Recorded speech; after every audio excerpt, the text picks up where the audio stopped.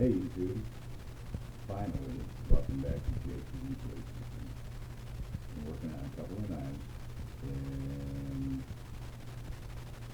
work, life, the whole 9 yards. Everything takes time. Been gone for probably almost 5 months, if not 5 months. Thanks for sticking in. We share the 2 knives we've been working with. What we've got here is this one.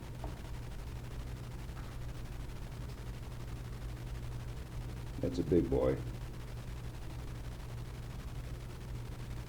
Made for a large man, large hands. Got that. And then the other customer was looking for something he could carry and use. And I'm actually calling this one the broadhead. Almost like an arrow for hunting, but I've got the notches cut in there and the whole 9 yards.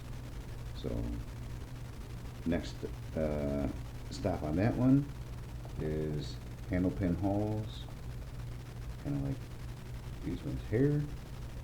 But after I get the holes drilled, next thing is heat treat, temper, the